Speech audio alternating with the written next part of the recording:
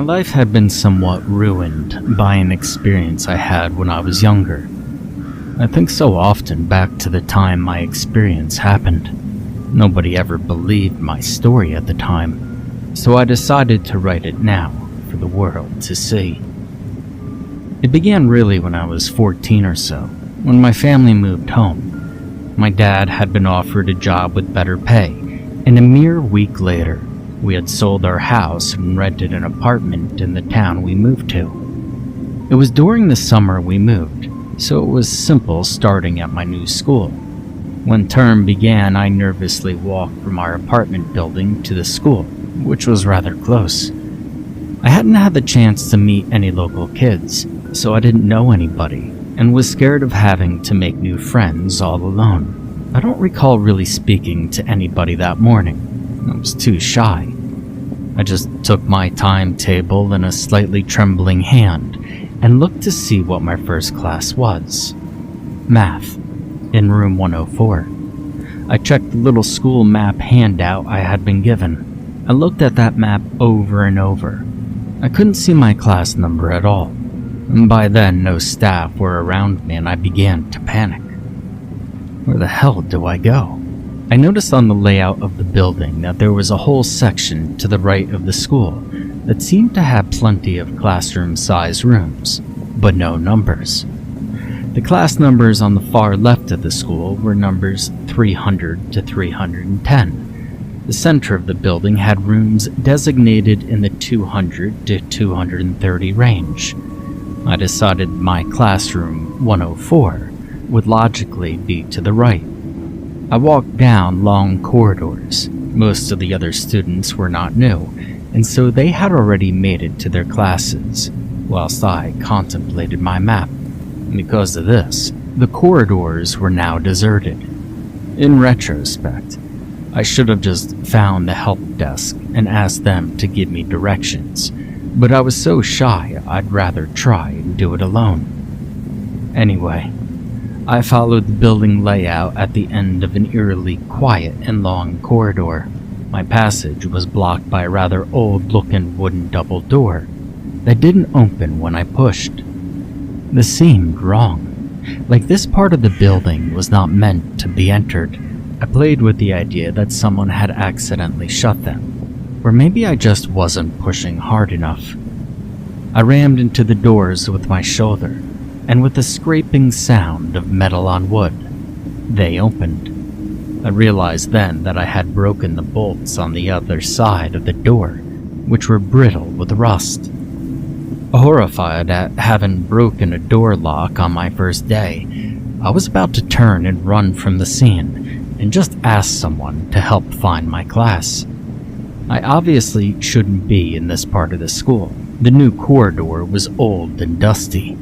The lockers were all hanging open and unused, and a faint smell of mold hung in the air.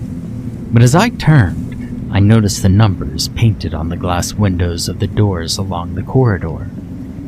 The one nearest to me read 100. Perplexed, I checked my timetable again to assure myself that I had read my class number correctly. It was clear. My room was 104, and just along this corridor, apparently. I began to walk slowly, looking into the windows of each class I passed. 100, empty. 101, empty. 102, empty, except for a plastic skeleton hanging in the corner by a pile of yellowing student lab coats. But still, it was enough to make me flinch. As I checked 103, it was empty. I heard the voice of an adult man coming from the room opposite. Room 104. I peeked through the window. Full. Except it wasn't what I expected to see. Sure, there was a teacher wearing a worn brown suit and blue bow tie. And there were students, all focused on this teacher sitting apart from one another on old-fashioned wooden tables. What made me pause was what they were wearing. Kids didn't dress like that anymore. It looked like a classroom from an old film or show. The teacher stood beside a blackboard, dusty from chalk. Despite this oddity, I knocked on the door. I assumed the school had a poor budget. The teacher didn't notice my knocking, so I quietly opened the door and walked in. None of the students took their gaze away from the teacher, who also paid no attention to me. I awkwardly apologized for my lateness, citing that I had gotten lost. I then made my way over to the only free seat in the room, and I sat down. I felt my cheeks burn with embarrassment. I must have interrupted the class. The teacher began his lessons a few seconds later, rather casually. His name was Mr. Talori. He began to chalk equations on the board and got the class to solve them. The lesson was rather ordinary, except for the fact no calculators were used. Whenever I raised my hand to answer a question, almost try and win back favor from the teacher, he ignored it and always chose another student to answer the problem. The lesson ended abruptly after what felt like hours. By the end of it, I was bored and miserable. I just wanted to get home and complain about the way I was ignored. When I left the room, I felt pangs of hunger. I noticed at my watch and was shocked to see the school day had ended. A whole day of math? Horror. I had decided I hated that school.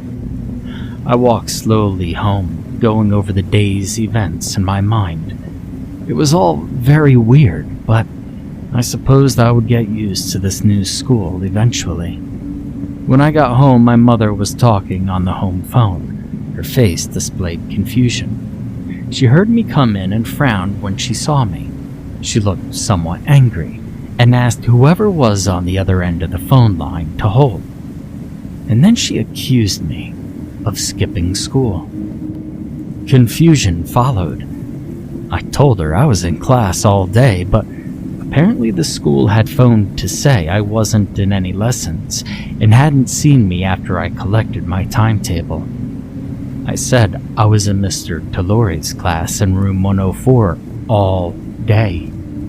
I must have missed the register when I was late, I thought. My mom paused and told the school on the phone my story. Her expression froze after a few seconds, and then she looked at me rather worriedly. She hung up the phone and told me what the school had said. Mr. Talori had not worked at that school in 38 years. Apparently, room 104 was part of an abandoned section of the school that hadn't been used since the school caught fire nearly 40 years ago. The school thought I was playing some sick joke. That night I went on the web to find out if what the school said was true, and quickly I had found an old newspaper article about the school's massacre that had been archived. A madman had simply walked into the school with a flaming Molotov cocktail and threw it into a classroom on that wing. He had blocked all the doorways. There was an old grainy photo that showed where it had happened, and I recognized it immediately. It was room 104. An obituary showed tributes to the dead and photos of all that had died. I recognized them too. Mr. Talori and all the students I had spent the day with. My heart felt like it had stopped. I felt sick. I felt cold to my bones at that moment. And after that day, I changed schools. Now, years later, I've written this. My account of what happened to me, which nobody had ever believed. The reason. Why now? Well, you see, yesterday, I received the letter in the post. There was no address. It had simply appeared in my letterbox. It was a class reunion invite, signed by my old teacher, Mr. Talori.